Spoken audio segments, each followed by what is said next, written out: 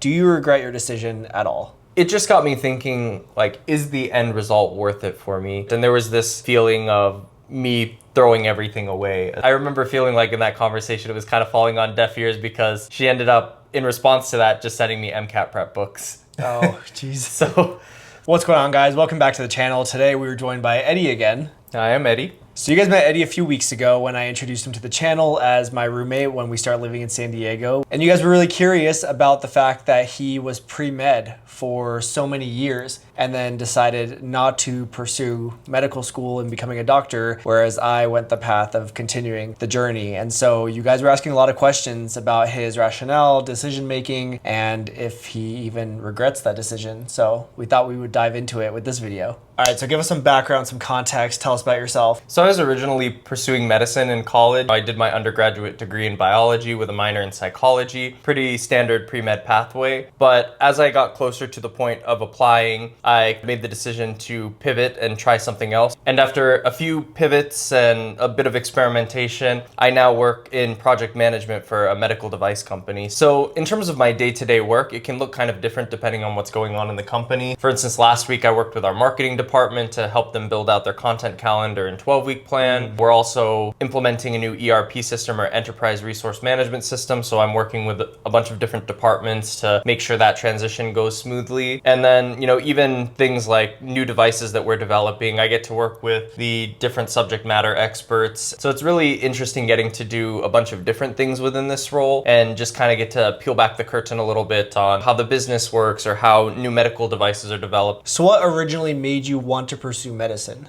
Basically, kind of typical pre-med story. A lot of my family is in medicine. So my dad was a psychiatrist, my mom's a nurse, my eldest sister is a practicing neurologist, my little sister's a nurse. So from a young age, I was always exposed to healthcare and the medical field. Some of my earliest memories from when I was a really little kid, like 5 years old, were going to the hospital with my dad while he was on rounds. So when he was in the room seeing patients, I was in the other room just doodling on my notepad, feeling like a little professional. That's adorable. So by the time I got to college, it was a really easy decision to go down that pre-med pathway. So I met with some advisors and decided on a biology degree with a pre-professional concentration and a minor in psychology. So that's what I ended up doing my college degree in. So now you're in college, you're fully set on becoming a doctor. What happened next? So in terms of college itself, I don't think there was anything too noteworthy. I just did all my prerequisite classes. So, my biology, my general chemistry, organic chemistry, physics. Yeah, physics, which I actually took together with Sean. That was like the worst year, I think, of undergrad. Yeah, definitely. But in terms of other things that I did to prepare myself for applying to medical school, my first job in college was actually as a medical scribe in the emergency department. And, later on, Sean actually ended up working for the same company. Yep. So I did that for almost 4 years, like 3.5 years. You started when you were like 19, right? I started when I was 18, and I worked there until probably the time I was like 21, 22 years old. So like, a lot of those foundational years were spent in the emergency room, working with doctors and nurses and PAs and NPs. So I did that for a period of time, but I kind of wanted to get more hands-on experience because, of course, as a scribe, you're very limited in what you can do.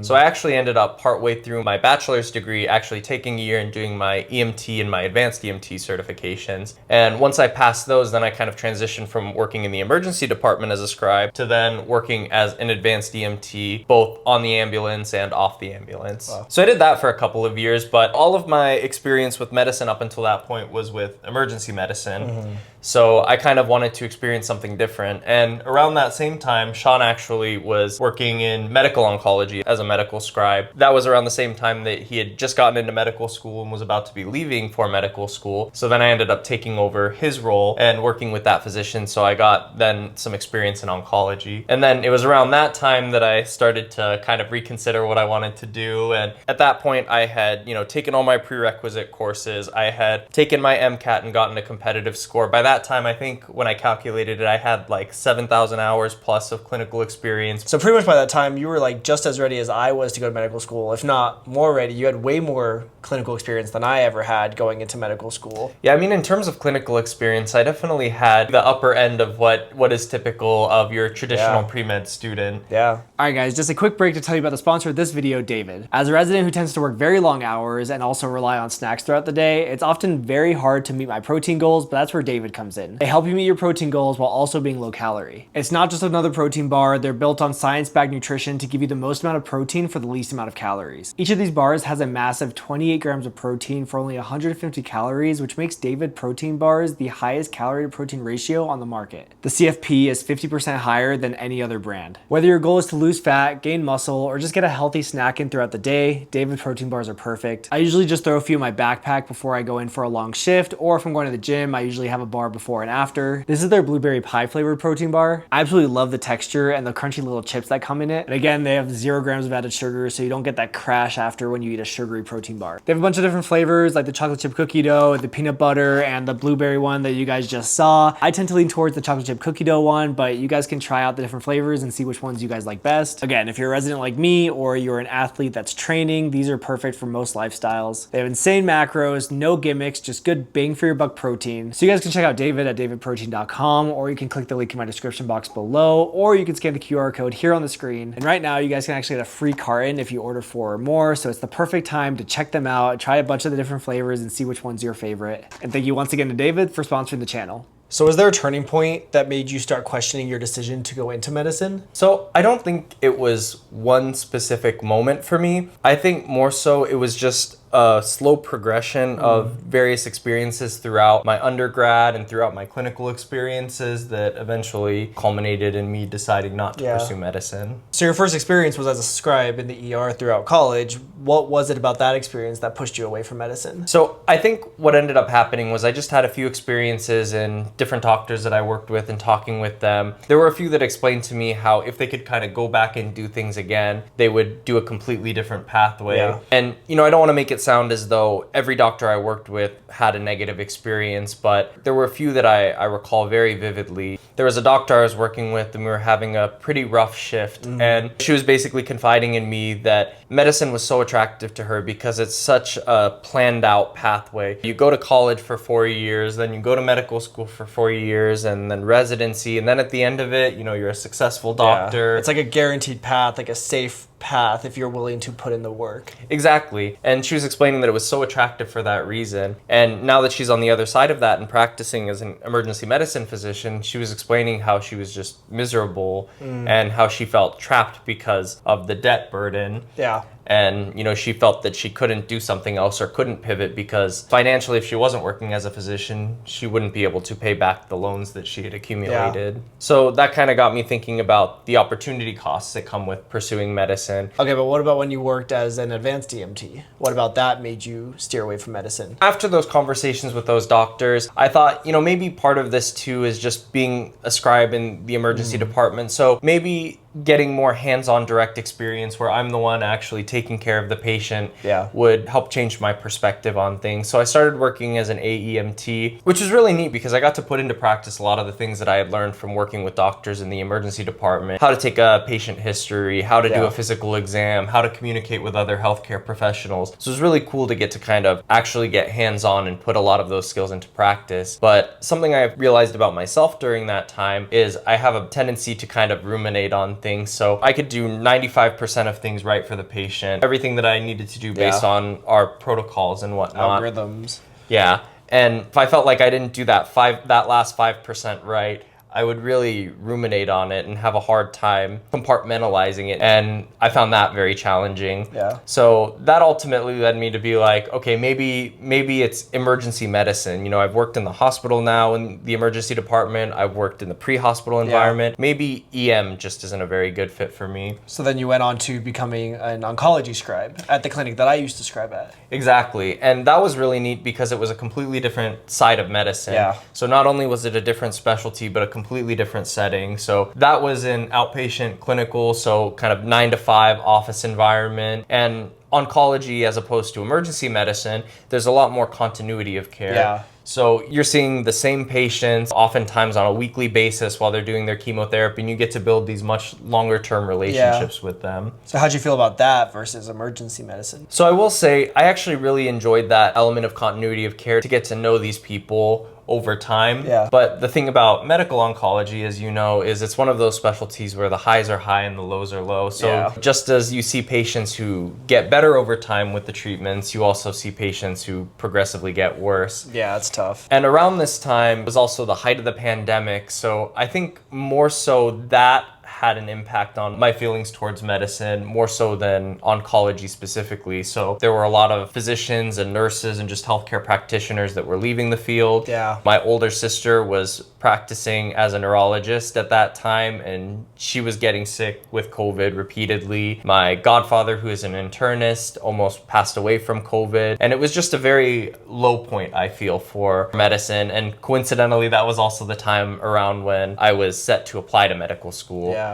When you hear about all of these doctors and nurses and healthcare providers leaving the profession, and then you're having to make that decision on, is this something that I want to commit the next 8+ years of my life to, as well as take on these immense debt burdens? It just got me thinking, like, is the end result worth it for me? How did your friends and family take it when you told them that you were not going to do this path anymore? I feel like they took it very well, and they were very supportive. Like, Sean's like, you know, I know you'll figure it out. You just got to put yourself out there and try other things and figure out what you like and what works. And medicine will always be there if you want to come back to it, versus, you know, if you commit to medicine and you try to pivot, it becomes much harder because of the things that we talked about in terms of being kind of committed and being in medical school. No, I think that's a really good point. And a lot of people feel like they have to like rush through undergrad right into medical school, like take gap years. I took an extra year in college and I took a gap year, and I think that was like the best decision ever. I wouldn't change that at all, because it gives you more time to explore and really think about your career path versus just jumping right into it and not really giving yourself that time to think about, is this what you really want, or time to explore other passions, hobbies, all that kind of stuff. It's always going to be there. You can always go back and apply to medical school, but once you're in, you're kind of pipelined for about 8 years. So I definitely recommend taking extra time.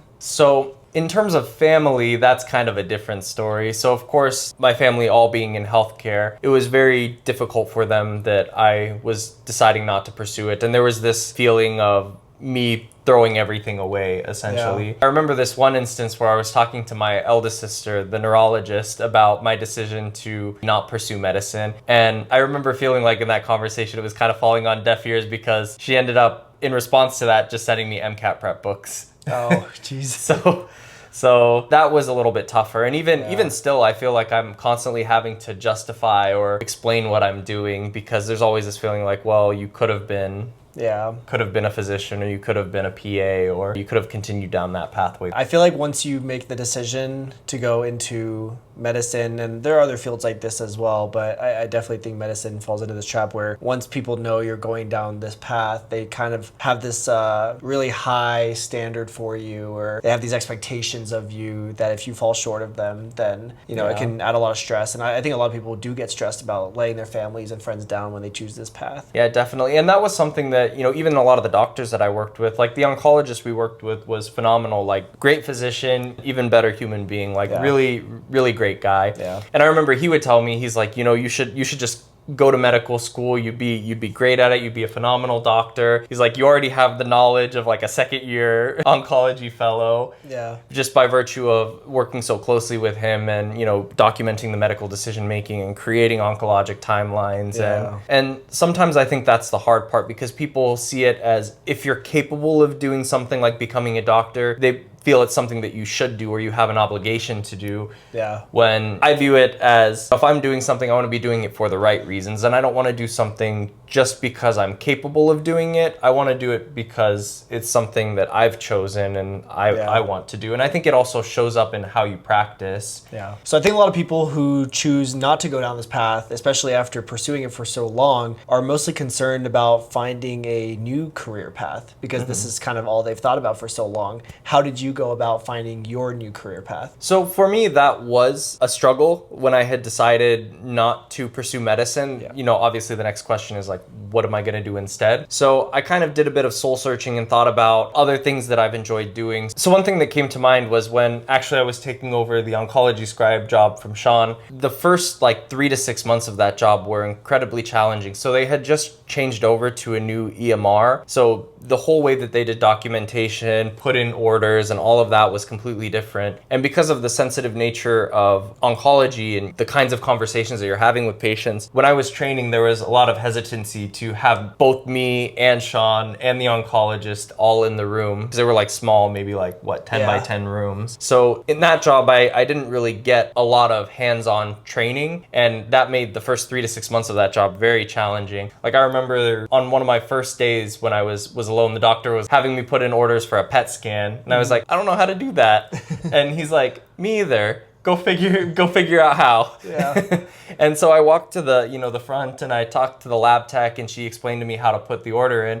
But meanwhile, the doctor was already in the next room seeing the next patient. Yeah. And so now I'm behind. For the first 3 to 6 months of that job, it was just feeling perpetually behind. So when I was leaving that job, I built this whole training document essentially explaining all of the common orders and how to put them in, the different common medications that we use for chemotherapy, how to build an oncologic history, what specific details are you looking for, all of the people that we would refer to, just basically everything that I wish I had known when I started that job. You created the training document. Yeah, I basically created a whole training manual for that position. So I actually really enjoyed that process. And so it kind of led me down the road of, okay, maybe this is something that I can do for a career. And there's actually this whole profession called technical writing, where you're building technical documentation in the form of training manuals, standard operating procedures, all of that kind of stuff. So it kind of led me down that path. Yeah. But anytime you're pivoting from something that you have a lot of experience in to something completely new, you kind of have to be creative with how you approach it. Yeah. After I left that job, I ended up taking some technical writing courses to kind of help ease me into that transition. Yeah. And then coincidentally, Sean had become friends with another YouTuber in the medical education space who was actually looking for somebody to help him with ghostwriting some scripts. Yeah.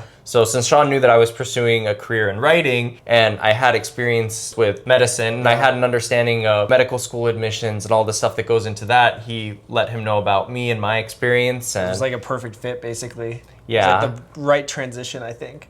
Yeah, and from that, I was able to actually get that job, and so I ended up working in the YouTube space, specifically in the medical education niche. Yeah, which helps us out now, since Eddie will be, helping out with the channel and everything. So yeah, but that's jumping far ahead. At some point, you left the YouTube world for a bit and pursued technical writing more, right? Yeah. So after a while of doing that, I kind of wanted to do something different. And fortunately, by that time, I had grown in that role to where not only was I helping with writing the scripts, but I was also actually managing the content creation team. So this is kind of where I started to get involved in project management. Yeah. So now I had experience with writing and I had experience in management. So I took both of those things and again went and looked for technical writing roles within the medical device industry. So that landed me a technical writing role at the job I'm at now. So I did the whole technical writing thing for a while. I helped the company that I work for build out procedures for doing a variety of things, helped us go through FDA audits and ISO audits and all of that kind of stuff. But after a while, I realized that the part of technical writing that I liked the most was setting up the projects and less so the writing aspect. So when a position for project manager opened up, I jumped at the opportunity, and it's kind of how I ended up where I am now. So now you're the project manager for the company and you're enjoying that? Yeah, I would say so. It's neat because I get to do a lot of different things. I might be helping marketing build out a 12-week plan and setting up a project there. Other times I might be working on a new medical device that we're trying to bring to market and working with the engineers and the product development team. Or one big project we're working on right now is getting set up with an ERP system, which is Enterprise Resource Management System. And to make a long story short, it's just all of the manufacturing and finances of the business go through this one piece of software. So there's just a lot of coordination that needs to be done, a lot of moving pieces. But for me, it's kind of fun getting to bring organization to that chaos and kind of help move things forward in that way. So now, instead of becoming a doctor, you work as a project manager, you're going to be helping me with this YouTube channel a lot, and you're moving to San Diego. Do you regret your decision at all? I would say no. And the reason is, in not pursuing medicine, I've had a lot of experiences and I've done a lot of growth because of those experiences that have ultimately led me to where I am now. And I'm actually quite happy with where I am right now. If you like where you are in life, everything that you did leading up to it, you can kind of view it as a necessity. If any one thing, no matter how small or insignificant it is, changed, you might be in a completely different place. So if I changed anything about my pathway to get to where I am, I could be in a completely different place and I could be a completely different person. Yeah. And I feel like even if you aren't at that point where you're really happy with where you are, as long as you eventually get to that point, you can see everything as a necessity to get to where you are. Yeah. You know, there is a Winnie the Pooh quote that I really like, and it's quite deep for Winnie the Pooh. And it goes something like, you can only get to where you're going by walking away from where you've been. It might not be exactly that wording, but that's the rough idea. And it's kind of true. You can really only move forward in life by making decisions, taking steps, whether they're the right step or the wrong step, doesn't matter. But you're definitely not going to get anywhere by just staying in the same spot and kind of perseverating on your worries and everything. Like, you have to sometimes just make those decisions and take action on it, and eventually end up in another place where you can make more decisions. And like Eddie said, if you end up at least happy with where you are, then every step you took up to that is worth it. Yeah. So what are some of the biggest takeaways from your experience? Well, I think the biggest one is that when I decided not to pursue medicine, I knew the trade-offs of medicine very intimately, right? But something that I didn't appreciate until I started pursuing other things, and, you know, maybe this is because I was naive, but everything has trade-offs. Yeah. There's that saying that the grass is always greener, but there's a variation on that saying that I really like, and it's that the grass is always greener because it's lined with manure. It's because every single job, no matter what it is, there's always going to be parts of it that you don't like. You're never going to find that unicorn career where there's everything that you like and nothing that you don't like. There's always going to be aspects that you enjoy and aspects that you don't enjoy. So for example, having a higher earning potential as a physician, but then also having to be in school longer and sacrifice other possible opportunities in life. Exactly. It's about finding the one that you enjoy enough and the trade-offs are worth it in your mind. I used to feel like a failure sometimes because I decided not to become a doctor. The reality is, I don't feel that I'm doing anyone any favors by entering a career field that I don't feel passionate about or I don't see myself enjoying. You know, I feel like you can really tell the people who show up to work because they want to and the people who show up to work because they have to. Yeah. And for me, I never wanted to be that person who is just showing up and going through the motions. If I'm doing something, I want to do it to the best of my ability, and I want to be fully present and there in the moment. Yeah. You know, another big thing for me that I've taken away from this is something that's important for me is growth. The times where I've felt the most down throughout my life have been when I feel like I'm stagnating. So whatever you choose in life, I think it's important to challenge yourself, because you can't wish for growth and an easy life, because the cost of one is the price of the other. So you only grow by putting yourself in challenging situations and adapting. Yeah. But one of my biggest takeaways is so much of life is about perception. Like, things aren't inherently good or bad, they just are. And it's so much about how you perceive them and how you choose to respond to them. In Stoicism, there's the idea that you can't control what happens to you, and the only thing that you can actually control is how you respond to them. So you can be down on yourself and you could think, you know, what if I did this, or what if I did that, or oh my gosh, I'm a failure because I didn't pursue this career pathway. But at the end of the day, it's all just self-talk. Instead, you kind of want to adopt the belief that, you know, we're all just doing the best that we can with the resources we have available to us. Yeah. And on some level, you also just have to have the faith that, you know, things will fall into place, or you'll be able to figure it out when you reach that fork in the road. Yeah, I think one of the big things too is you just don't want to have any regrets. Like, you don't want to look back and think, I should have done another field instead of medicine. And like we said earlier, medicine is one of those ones that can always wait. If you have any inkling that you want to do something else, I think it's worth exploring that first and seeing how you enjoy that before you come back to medicine. All right, guys, that is all the time we have for now. We've been wanting to talk about this for a while now because obviously Eddie and I were at very similar points in our academic careers, and then we kind of both took different forks in the road. And I get a lot of comments on my videos from you guys asking about advice for someone who isn't sure if this is a field that they want to pursue. So I think that with Eddie coming on with that experience, I think we can maybe make some more types of content that can help answer those questions and give you guys an idea of the type of stuff you can do outside of medicine, and show you that you don't have to be locked into a very specific decision, and that you should, you know, take time to explore other interests and passions. And so if you guys have any other questions about this path, or, you know, what Eddie decided to do, definitely leave them in the comment section below and we can answer them in future vlogs or more videos like this one. Anyway, thank you guys so much for watching, and we will see you guys next time.